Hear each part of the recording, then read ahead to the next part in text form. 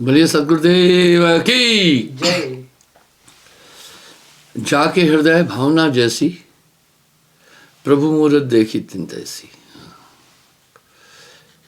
आप जिसके लिए नेगेटिव सोचेंगे, आपकी तरंगे उसके पास जाएगी। कुछ विचारों का आदान प्रदान हम वाणी से करते हैं, कुछ बॉडी लैंग्वेज से करते हैं, और कुछ दृष्टि से करते हैं। आप देखें, कभी कभी आत्ममुक्तता के कारण जब आप अपनी प्रशंसा करते हैं, सुनने वाला उपहास करता है, लेकिन वाणी से कुछ नहीं बोल रहा है। उपहास उसकी दृष्टि और बॉडी लैंग्वेज से पता चलता है। आप जिसके लिए जो सोचेंगे, वहां आपकी तरंगे पहुंचेगी। इसका एक उदाहरण देता हूं। एक बार अकबर बीरबल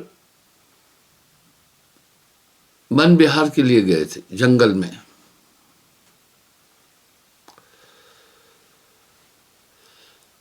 उन्होंने देखा एक लकड़हारा लकड़ी काट कर आ रहा था। बीरबल ने अकबर से कहा, जिसके लिए हम जो चीज सोचते हैं वो उस तक पहुंचती है। अकबर ने कहा, मैं नहीं मानता हूं। बोला, ठीक है, आप इस लकड़हारे के लिए नेगेटिव सोचो। अकबर ने उसके लिए सोचा, इसको सजा देंगे, ये हमारा जंगल बिगाड़ रहा है, लकड़हारा है, बड़ा खराब इंसान है। जब लकड़हारे के पास पहुंचे, दोनों को वो पहचान नहीं पाया। बीरबल ने लकड़हारे से पूछा, अकबर के विषय में आपका क्या ख्याल है? लकड़हारा अकबर को गाली देने लगा, अनाप शनाप बोलने लगा। उसने कहा, महाराज देखा, आपकी तरंगें उस तक पहुंची। मैं पिछले 2-3 दिन से इन तरंगों पर काफी बातचीत कर रहा हूं, वेब्स पर बात कर रहा हूं। आगे चलकर एक बूढ़ी थी, वो लाठी लेकर चल रही थी। अकबर ने कहा, इसके लिए मैं पॉजिटिव सोच सकता हूं, सकारात्मक।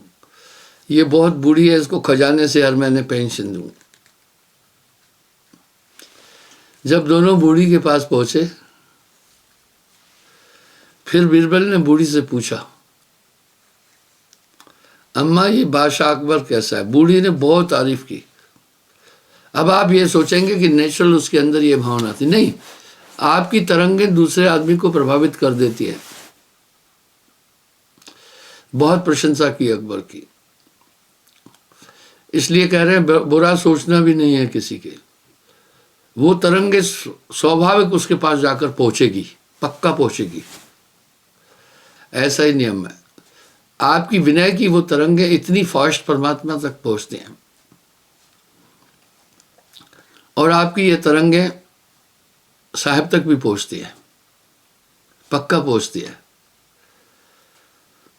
धर्मन सुनो यह मोर स्वभाव, विनय करत मम रहा न जाए।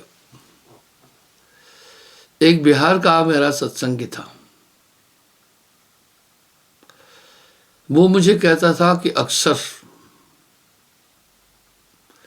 मुझे सपने में एक प्रेतात्मा आकर पिटाई करती है। मैंने कहा, उस समय तुम साहब को याद क्यों नहीं करते हो? बोला, उस समय मुझे याद नहीं आता है, अब देखता हूं। बोला, उस समय मुझे याद नहीं आता है, बहुत मार खाने के बाद जब याद आता है, मैं जैसे फिर ध्यान करता हूं, वो प्रेतात्मा भग जाती है प्रगट पर दिसत नहीं, सदगुरु सैन सहारा है। अब यहां संकेत मिला। पहली बात यह थी कि उसको उस समय जब वो प्रेतात्मा मार रही थी उसको उस समय याद क्यों नहीं आया? क्योंकि उसने अपने हृदय में, अंतःकरण में अपना सहायक प्रभु को अच्छी तरह मानकर नहीं बिठाया था। इस तरह उसको पहले ये याद नहीं आई बात। सबसे पहले ये आस्था अपने हृदय में आप स्थिर करके रखना। अगर आपका स्विच ऑफ है तो चाहे हेलो कितना भी करते रहोगे ना, कुछ मतलब नहीं उस हेलो का। स्विच ऑन है, फौरन आपकी रिंग जाएगी। कर प्रतीत, प्रतीत विश्वास को कहते हैं। मिलाऊं तो ही, आपने कई बार सुना होगा दिल की बात। मैंने इस पर भी, अंतःकरण पर भी कुछ दिन बातचीत की है।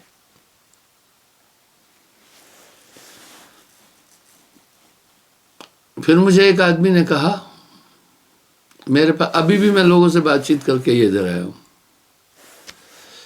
रांझड़ी में 7-8 बार बंदगी होती है, लोग अपने दुख तकलीफ बोलते रहते हैं। मैं एक ही चीज कहता हूं, सुमरण कर। सुमरण से सुख होता है, सुमरण से दुख जाए। कहे कबीर सुमरण किए साईं माया समाए। उसने कहा गुरुदेव, मैं सपने में मांस खा लेता हूं,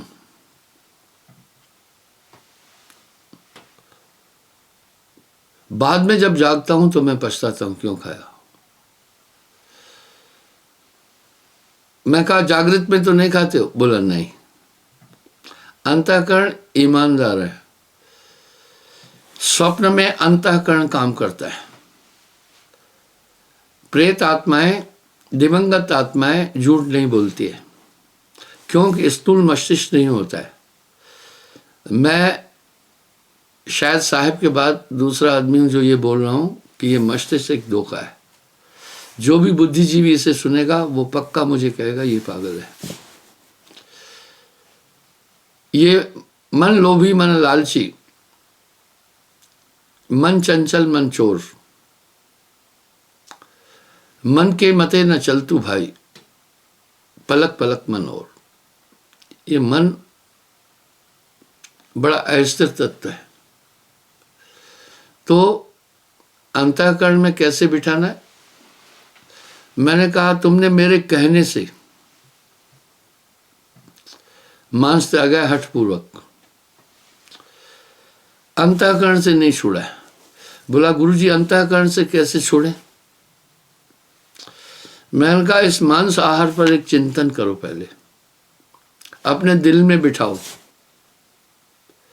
कि मांस आहार यथार्थ में पाप है, क्योंकि निद्रा अवस्था में अंतःकरण काम करता है,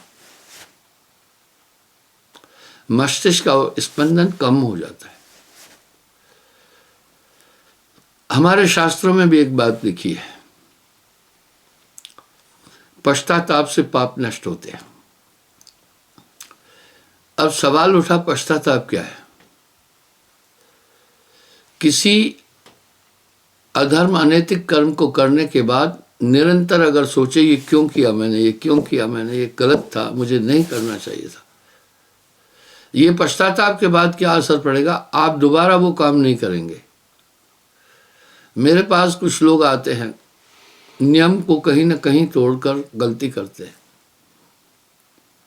मुझे आकर कहते हैं माफ करो। मैं बोलता भैया देखो, नामदान के टाइम पर आपके पूरे पूर्वोक्त कर्म नाम की ताकत से खत्म हो गए। उसके बाद जो तुम कर्म करोगे तो तुम्हें उन कर्मों का भोग भोगना पड़ेगा। आपको पाप करने का लाइसेंस नहीं दिया गया है, आपको वो फिर भोग भोगने पड़ेंगे। हाँ, एक और चीज़ है, सच्चे पश्चाताप से पाप घुल जाते हैं, ये शास्त्रों में भी है। यानी निरंतर ये तुम जब सोचोगे कि मुझे ये नहीं करना चाहिए था, नहीं करना चाहिए था, नहीं करना चाहिए था, तो इससे क्या होगा? अंतःकरण में वो बात अंकित हो जाएगी। अगली बार जब वो कार्य फिर आप करने जाएंगे तो अंतःकरण आपको प्रेरणा देगा कि भाई पहले भी आपने ये काम करके पश्चाताप किया था, अब नहीं करो, तो ये घोर पश्चाताप से, सिर्फ पश्चाताप नहीं, घोर पश्चाताप से कर्म क्षीण हो जाते हैं। इस तरह मैंने कहा, आप मांसाहार को विचार करके हृदय से छोड़ो। अभी आपने हठपूर्वक पकड़ा है। इस तरह लोगों को कहता हूं, भक्ति को अंतःकरण से ग्रहण करना है, ऊपर से नहीं।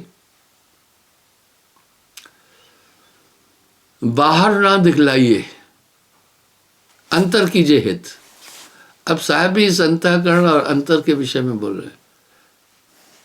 बाहर ना दिखलाइए, अंतर कीजिए हित, हित प्रेम को कहते हैं। इस तरह जब आप दिल में बिठाएंगे, मैं इसका एक और एग्जांपल देता हूं। जो चीज़ इंसान अपना सहायक, अगर आपने प्रभु को हृदय से मान लिया है, पक्का आपकी मदद करे। मैं उदाहरण देता हूँ। लद्दाख में थे हम, टांगसे में, तो वहाँ पोंगजोंग झील के पार भी हम पेट्रोलिंग जाते थे। ये 71 की बात है। और थार सांगला, वहाँ कोई कैंप और बंकर नहीं थे, लेकिन ऑब्जर्वेशन के लिए हम लोग जाते थे। मैं आपके साथ जो बातें शेयर कर रहा हूँ वो प्रैक्टिकल है। तो वहाँ ठंड बहुत थी। एक बंगाली सिपाही था हमारा, उससे बड़ा हाई फीवर हो गया। अब काफ़ी दूर हम अपने स्टेशन से वहाँ पहुँचे थे। 15 दिन के लिए जाते थे। उस पॉइंट पर टेंट लगाते थे, स्नो टेंट, और ऑब्जर्वेशन करके वापस आ जाते थे। फिर दूसरी टीम जाती थी। इस तरह ये प्रतापपुर सेक्टर में भी ऐसा ही था। तो उसको बहुत भयंकर बुखार हो गया, अपसेट हो गया उसका ब्रेन। वो बार बार कह रहा था, मागो मागो मागो मागो। उस अर्धमूर्छित अवस्था में वो यह शब्द बोल रहा था। मैंने दूसरे बंगाली से पूछा, ये मागो मागो मागो क्या है, मतलब है, क्या बोल रहा है? बोला, अपनी माँ को पुकार रहा है। अब आप थोड़ा विचार करना, माता बंगाल में थी, ये लद्दाख में था। अब वहाँ कहाँ आएगी माँ? लेकिन दिल में बिठा रखा था। बच्चा अपने दिल में हमेशा अपनी माँ को एक बहुत तगड़े सहायक रूप में सेट कर देता है, और पूरा जीवन वो अंदर रहती है भावना। चोट लगती है, कहता है माँ, क्योंकि उसने अपने हृदय में माँ को अपना सबसे उत्तम संरक्षक बनाया। मैं छोटा उदाहरण देना, एक बच्चे को मैंने दौड़ाया, बहुत अच्छा दौड़ा, करीब वो 100 मीटर दौड़ा। मैं थोड़ा भूल गया कि ये छोटा है।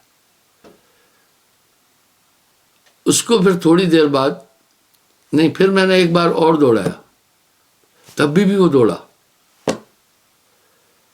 लोगों ने बड़ी ताली बजाई।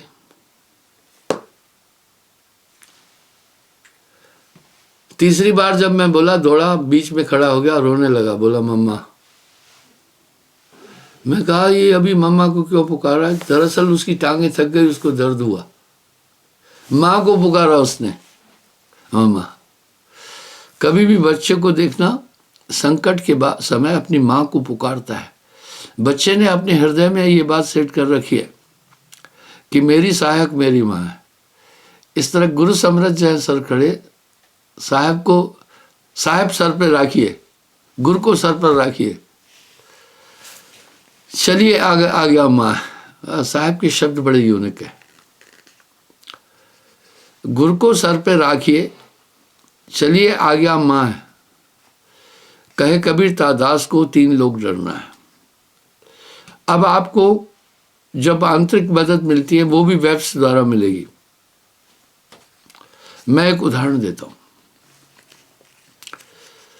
उधमपुर साइड से मेरा एक सत्संगी आया, बेसिक वो रहने वाला रामसू का था। रामसू डोडा के लोग बच्चों को पढ़ाने के लिए उधमपुर में वो कहीं कहीं थोड़ी ज़मीन लेकर अपना घर भी बना देते हैं। जैसे जम्मू कश्मीर में बॉर्डर पर रहने वाले लोग जो है वो बॉर्डर से पीछे जम्मू साइड में मकान बनाते हैं, क्योंकि फायरिंग हो जाती है, कभी कभी पशुओं को सेट करना पड़ता है, फिर रिश्तेदारों के यहाँ रुकने से तंगी होती, तो वो ऐसा करते थे। तो उसने वहाँ थोड़ी ज़मीन ली थी। मुझे एक दिन आकर बोला, गुरुजी उस ज़मीन में एक पत्थर था थोड़ा बड़ा, जब मैं हल चलाता था तो वो पत्थर मुझे रुकावट देता था। मैं दिल में सोचता था पत्थर को यहाँ से हटाऊं, लेकिन कुछ ऐसा भाव आ जाता था पत्थर नहीं हटाओ, मैं नहीं हटाता था। ऐसा मेरे साथ गुरुदेव कई बार हुआ। एकदम कुछ तरंग अंदर में ये आएगी, नहीं हटाओ।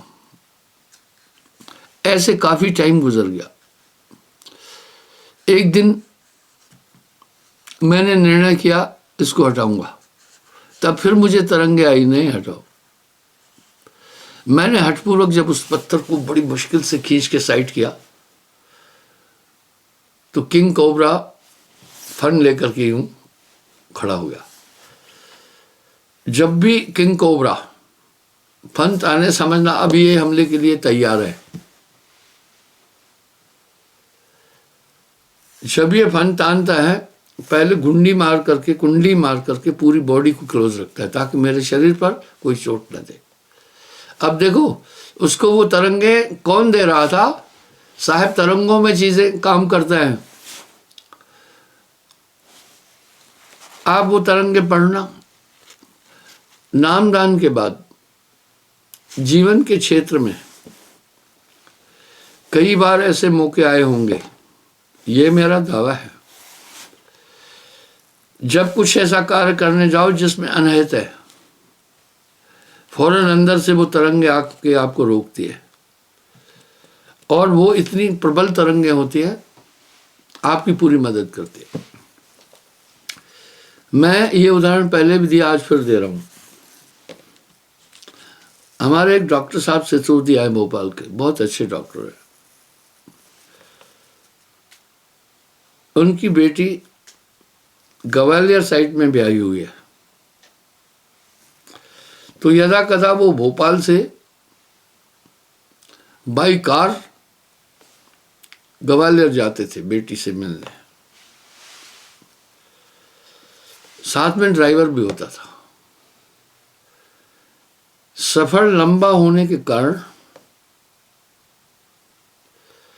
जब ड्राइवर थक जाता था तो डॉक्टर साहब खुद गाड़ी चलाते थे। एक बार उन्होंने मुझे बताया, गुरुजी चंबल के पुल पर मैं ड्राइविंग कर रहा था, थकान के कारण से मुझे झपकी लग गई।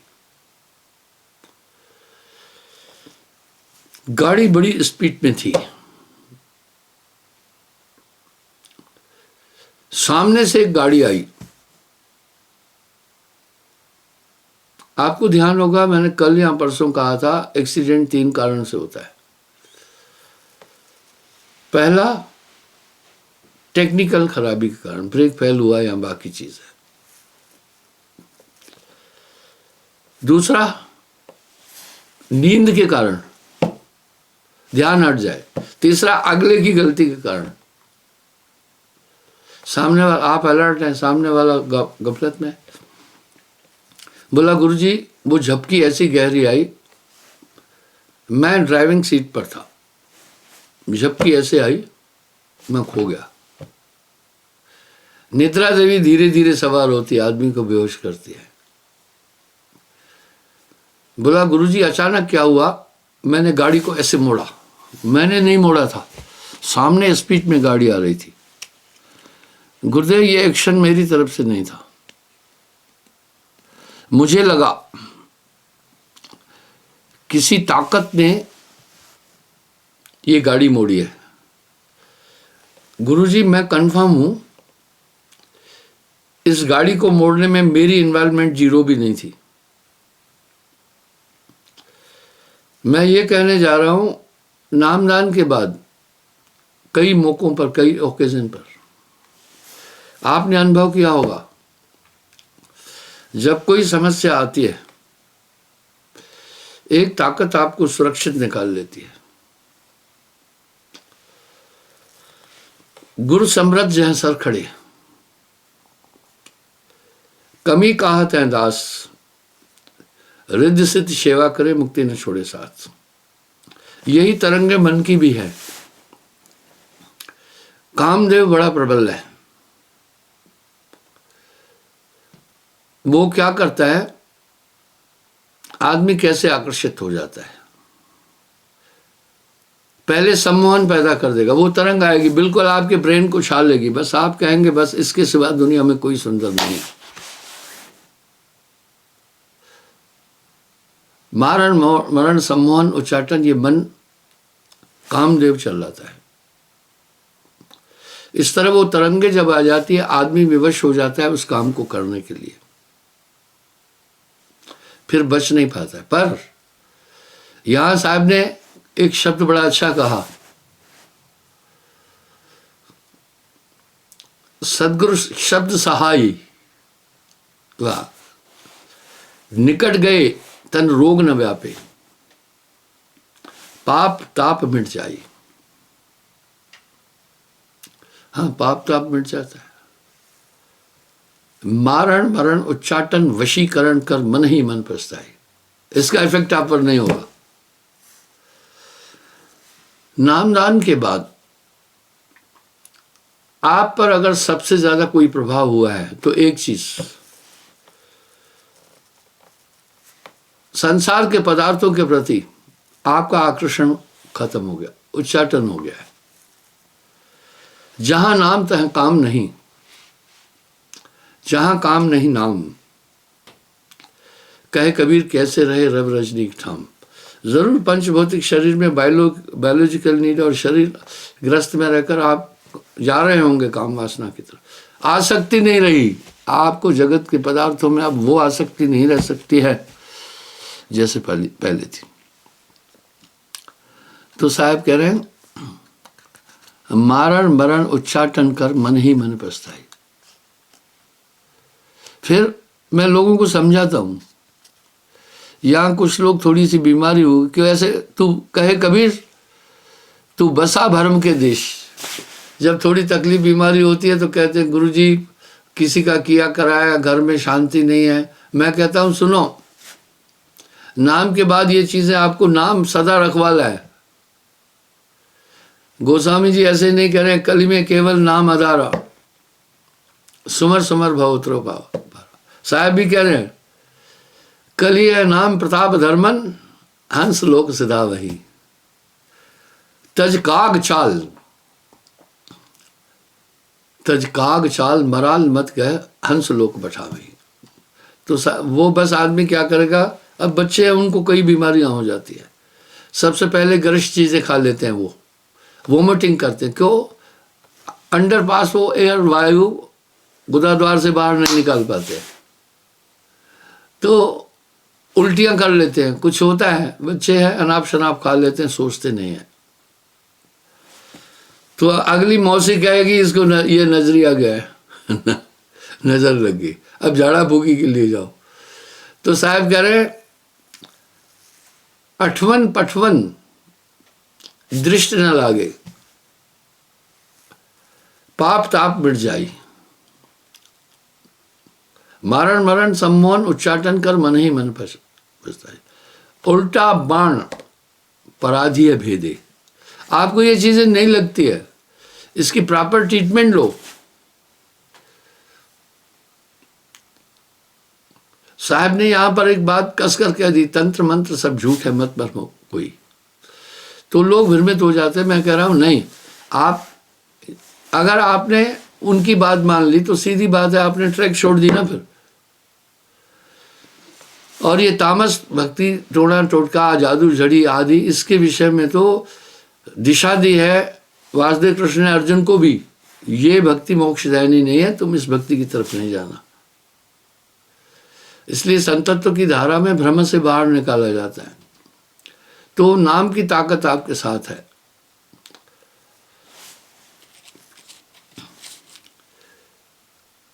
मारण मरण उच्चाटन कर्म नहीं मन पछताई। कहत कबीर सुनो भाई साधो। अब साहब एक शब्द और करे, उल्टा बाण पराधी भेदे। पराधी कहते हैं शिकारी को। इस तरह ये सब चीजें आप पर नहीं लगेगी। दूसरे एक शब्द में भी साहब पुष्टि कर रहे,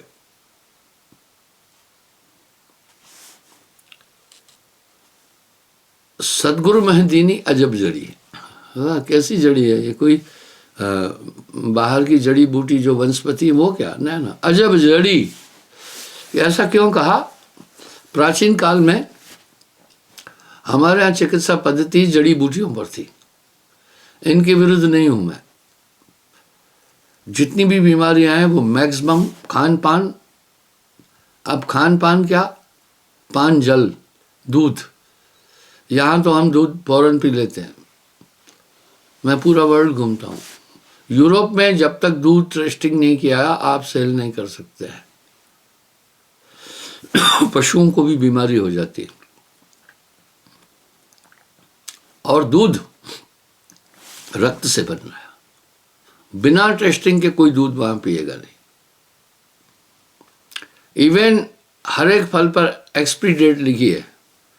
अगर किसी ने ऐसा चीज बेची, बड़ी सख्त सजा है वहां, बड़ा सख्त जुर्माना है। यहां तो क्या होता है, लोग खा लेते हैं सड़ी गली चीज। मान लो सेव में दाग है, खा लेते हैं। वहां ऐसा नहीं बेच सकता कोई भी।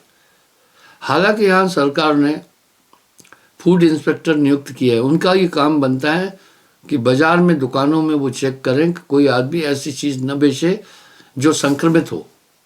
तो उसमें क्या होता है, वो लोग बड़े शुद्ध, जितने भी रोग हैं वो मैक्सिमम खान पान से होते हैं। खान का मतलब भोजन, पान का मतलब पीना, जल वगैरह। जल से तो कई चीजें होती है। तो साहब कह रहे हैं, सदगुरु मह दीनी अजब जड़ी, सो जड़ी मह अति प्रिय लागे, अमृत रस से भरी। 5 नाग 25 नागनी, सूंघत तुरत मरी। 5 नाग कौन से हैं? 25 नागनियां कौन सी है? कह रहे हैं वो बेहोश हो जाती है। 5 नाग है, काम, क्रोध, लोभ, मोह, अहंकार। साहब ने एक शब्द में एक बात की पुष्टि की है, अपने दिल से जानिए मेरे दिल की बात। आप चेक करो, नाम के बाद काम इतना प्रबल नहीं है। काम इतना प्रबल नहीं है, क्रोध भी प्रबल नहीं है।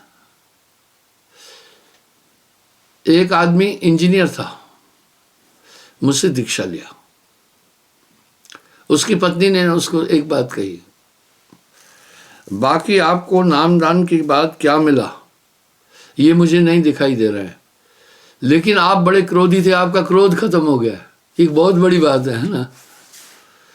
तो इस तरह से ये 5 नियंत्रित हो जाते हैं। आप देखें बुरे लोगों में ये नियंत्रित हो जाते हैं। अब 25 नाग क्या, 5 तत्व की 25 प्रकृतियां हैं, ये भी आपके नियंत्रण में आ जाएगी। सब चीजें नियंत्रण में आएगी। उदाहरण आपको ध्यान होगा, मैंने ये प्रसंग पहले उठाया। ब्रिटेन के राजा को एक मंत्री की जरूरत थी, तो उन्होंने आह्वान किया, जो मंत्री बनना चाहता है आए, हम उनका टेस्ट लेंगे। राजा स्वयं परीक्षा ले रहा था। कई लोगों ने अपने गुण, अपनी उपलब्धियां बोली। एक से राजा ने पूछा, अपनी विशेषता बोलो। उसने कहा, मैं भूखा रह सकता हूं, भूख की पीड़ा असहनीय होती है। बोला अच्छा, और? बुरा, मैं इंतजार कर सकता हूं, प्रतीक्षा करना बहुत मुश्किल होता है। आप देखो रेलवे स्टेशन पर ट्रेन जब लेट होती है तो आदमी बार बार झुक करके देखता है पटरी के साथ कि ट्रेन आ रही है या नहीं आ रही। बोला मैं इंतज़ार कर सकता हूँ। बोला और? बोला मैं विचार कर सकता हूँ। राजा ने उसके पैर छुए। बोला आप एक महापुरुष हैं, आपको मैं मंत्री नहीं अपना मार्गदर्शक बनाना चाहूँगा। तो कहने का मतलब है आपके अंदर विचार शक्ति उत्पन्न हो जाती है, कुविचार खत्म हो जाता है। नाम के रे प्रताप ते भय आन के आन। साहब ऐसा ही बोल रहे हैं कि काग पलट हंसा कर देना, ऐसा नाम सदगुरु में देना। वो शक्तियां आप में समाहित होती है। 5 नाग 25 नागनी सुंगत तुरत मरी। कहत कबीर सुनो हो सजनी ले परिवार तरी। हाँ, परिवार तरी का मतलब है साहब ने वाणी में स्पष्ट किया है, जो नाम लेकर गुरु भक्त हो जाता है और परम लोक को सिधारता है, उसकी 71 पीढ़ी तर जाती है। 36 पीढ़ी गुजरी और आने वाली पीढ़ियां 35 और एक खुद। साहब ने सीधा सीधा शब्दों में कहा, बहुत बड़ा प्रभाव होता है। वो कुल धन्य है जिस कुल में भक्त हुआ, वो पूरे कुल को तार देता है। तो साहब ने वाणी में साफ साफ कहा, नाम ले गहे जो संता तारू ताके 71 वंशा। कह रहे हैं जो गुरमुख हो जाता है नाम लेने के बाद नियम पर, मैं उसके 71 वंश तारता हूं। साहब ने झूठा बोला ही नहीं है। 71वां 72वां खुद। तो इस तरह बंधुओं वो कह रहे, कहत कबीर सुनो हो सजनी ले परिवार तरी सदगुरु में दीनी अजब जड़ी। तो ये दिखाई नहीं देती है पर आंतरिक बदलाव आपका होता जाएगा। नाम जो रत्ती एको पाप जो कोटि हजार, सबे जार कर छाल करे जैसे चिनगी आग की पड़ी पुरानी घास। बंधुओं कल पुनः मैं हाजिर हूँगा साहेब।